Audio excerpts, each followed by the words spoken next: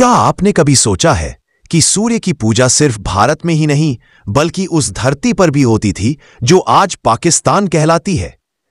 हां, पाकिस्तान की रेत में सिंधु नदी के आसपास एक ऐसा मंदिर था जहां सूरज की पहली किरण सीधे भगवान सूर्य की मूर्ति को स्पर्श करती थी। यह था मुल्तान का सूर्य मंदिर, जिसका नाम लेते ही इतिहासकार, साधु और रहस्य प्रेमी तीन अलग अलग दिशाओं में सोचने लगते हैं। एक मंदिर जो हजारों वर्षों से समय के थपेड़े झेलता रहा, एक शक्ति केंद्र जो आज बर्बादी के ढेर में है, और एक रहस्य जिसे कोई पूरा नहीं समझ सका। यह कहानी है उस प्राचीन सूर्य मंदिर की जो कभी भारतीय संस्कृति का गौरव था, लेकिन समय, राजनीति और कट्टरता ने उसे सिर्फ किताबों और कुछ खंडहरों में कैद कर दिया। लेकिन आज हम इन खंडहरों के पीछे छुपे उस सूर्य की तलाश में निकलेंगे जो कभी सिंधु के किनारे चमकता था, जिसकी आभा से पूरा मुल्तान प्रकाशित होता था। मुल्तान की मिट्टी में छुपा दिव्य केंद्र मुल्तान, आज जिसे सिटी ऑफ सेंट्स यानी संतों का शहर कहा जाता है। लेकिन एक समय था जब यह शहर सूर्य की नगरी कहलाता था। यह मंदिर पाकिस्तान के पंजाब प्रांत में स्थित मुल्तान शहर में था। सटीक स्थान के प्रमाण सिंधु घाटी के पूर्वी हिस्से में मुल्तान किले के निकट प्राचीन सूर्यकुंड और आसपास के खंडहरों में पाए जाते हैं। पुराने फारसी और अरबी दस्तावेजों में इसे आदित्य मंदिर और सन टेम्पल ऑफ मुल्तान के नाम से वर्णित किया गया है। इतिहासकार अल बिरूनी ने 11वीं सदी में लिखा था, यह एक विशाल मंदिर है जहां भारत के कोने कोने से यात्री सूर्यदेव की पूजा करने आते हैं। यहां की मूर्ति इतनी विशाल और चमकदार थी कि देखने वाले की आंखें चौंधिया जाती थी। पौराणिक संदर्भ और मान्यता। भारतीय शास्त्रों में सूर्यदेव को सप्त अश्वारूढ़ चक्रधारी देवता कहा गया है, जो जीवन, ऊर्जा और चेतना के प्रतीक हैं। मुल्तान का यह मंदिर माना जाता है त्रेता युग में राजा इक्ष्वाकु ने स्थापित किया था, जो स्वयं भगवान राम के पूर्वज थे। कुछ मान्यताओं के अनुसार यह सूर्य मंदिर विवस्वान, सूर्य के एक नाम द्वारा स्थापित किया गया था, और यहां आदित्य हृदय स्तोत्र का मूल पाठ लिखा गया था। यह मंदिर सूर्य सप्तमी, माघ पूर्णिमा और खासकर संक्रांति पर तीर्थ स्थल बन जाता था, जहां 1000 किलोमीटर दूर से लोग नंगे पांव आते थे। स्थापत्य और चमत्कार। यह मंदिर लाल पत्थरों से बना था, जिसकी दीवारें सूर्य की किरणों से चमक उठती थीं। मूर्ति शुद्ध सोने की बताई जाती है, जिसके सिर पर रत्न जड़ा मुकुट और आंखों में नीलम जड़े थे। हर दिन सूर्योदय पर एक अद्भुत घटना होती थी। सूरज की पहली किरण मंदिर के गर्भगृह में सीधे देवता की आंखों पर पड़ती थी। आज के वैज्ञानिक भी इसकी रचना पर आश्चर्य करते हैं। आगे क्या होगा? मंदिर पर हुए आक्रमण, महमूद गजनी और मोहम्मद बिन कासिम का वर्णन। मूर्ति को कब लूटा गया और कैसे एक धार्मिक प्रतीक को नष्ट किया गया। विभाजन के बाद यह क्षेत्र कैसे तबाह हुआ। लोक मान्यताएं जो आज भी जिंदा है। सूर्य मंदिर से जुड़े गुप्त योग परंपराएं। आज के समय की हालत, क्या वहां कुछ बचा है?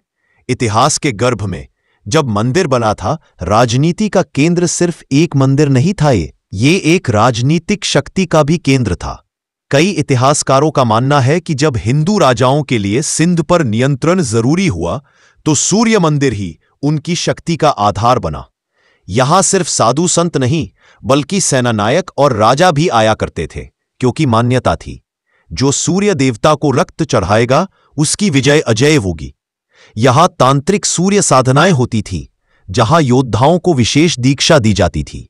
आक्रमण। जब मंदिर पर टूटा पहला हमला सन 712 ईस्वी, मोहम्मद बिन कासिम सिंध की सीमाओं पर हमला करता है।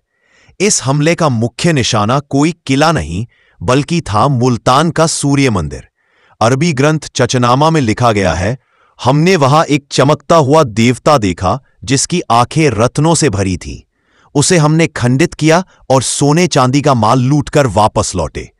कहते हैं इस हमले के बाद भी मंदिर का पूरा नाश नहीं हुआ था, बल्कि स्थानीय राजाओं ने उसे फिर से खड़ा किया। लेकिन यह सिर्फ शुरुआत थी। महमूद गजनी और मंदिर का अंतिम पतन 1015 ईस्वी। अब आता है इतिहास का सबसे क्रूर लुटेरा, महमूद गजनी। उसका एक ही लक्ष्य था, हिंदुओं के मंदिरों को नष्ट करो ताकि उनकी शक्ति टूट जाए। मुल्तान का सूर्य मंदिर तब भी खड़ा था गजनी ने पहले इसे घेरा, फिर उसमें आग लगा दी। मूर्ति को खंडित किया गया। सोने चांदी को गधों पर लादकर गजनी अफगानिस्तान ले गया। इतिहासकार अल उत्बी लिखता है, हमने भारत के सबसे बड़े देवता को जलाया और उस पर विजय प्राप्त की। पर क्या सचमुच वो मंदिर नष्ट हुआ? कुछ लोककथाएं कहती है सूर्य मूर्ति का मूल भाग एक गुप्त सुरंग में छुपा दिया गया था। विभाजन के बाद मंदिर की हालत 1947 के बाद भारत पाकिस्तान का बंटवारा हुआ। हिंदू तीर्थ स्थलों को छोड़कर लोग भारत आ गए, लेकिन मुल्तान में कुछ ऐसे लोग बचे रहे जो मंदिर के टूटे स्तंभों को आज भी देव मानकर पूजते हैं। मुल्तान किले के भीतर आज भी एक छोटा सा पत्थरनुमा चबूतरा है जहां लोग दिया जलाते हैं। कोई कहता है ये मंदिर की अंतिम दीवार है, कोई इसे कालजयी ऊर्जा का केंद्र मानता है। रहस्यमयी परंपराएं। सूर्य मंदिर और तंत्र सूर्य पूजा का तांत्रिक रूप बहुत शक्तिशाली माना जाता था। सूर्य तंत्र की साधनाएं, जहां योगी सूर्य बीज मंत्र के माध्यम से जीवन शक्ति को जागृत करते थे। मुल्तान मंदिर में ये साधनाएं होती थी। सप्त घड़ी आरती, हर 2 घंटे पर विशेष मंत्र, अघोर सूर्य स्नान, सूर्य किरणों में नंगे शरीर जल अर्पण, अग्निलिंग दर्शन, जहां एक दीपक 24/7 जलता रहता था। कहते हैं वहां एक तपोभूमि थी जहां सूर्य की सीधी ऊर्जा को ग्रहण करने योग्य सिर्फ कुछ योगी ही बन पाते थे। आज का दृश्य, क्या कुछ बचा है? आज उस मंदिर की जगह क्या है? कुछ पुरातात्विक प्रमाण है, जैसे ईंटों के बीच जले हुए निशान, लाल पत्थर जिन पर संस्कृत में कुछ अंकित है। मुल्तान के स्थानीय लोग आज भी उस जगह को सूरज कुआं कहते हैं। यूट्यूब पर 1-2 पाकिस्तानी ब्लॉगर्स ने कोशिश की है वहां जाने की, लेकिन उन्हें वहां से जल्द हटा दिया गया। कहते हैं वहां आज भी किसी आध्यात्मिक शक्ति की उपस्थिति है। कुछ कैमरे वहां जाने के बाद बंद हो जाते हैं। क्या सूर्य फिर उगेगा? तो क्या इस मंदिर की कहानी यही खत्म हो जाती है? नहीं, क्योंकि मंदिर केवल पत्थर नहीं होते, वे स्मृति होते हैं, ऊर्जा होते हैं, और जब तक कोई उन्हें याद करता है वे कभी मरते नहीं।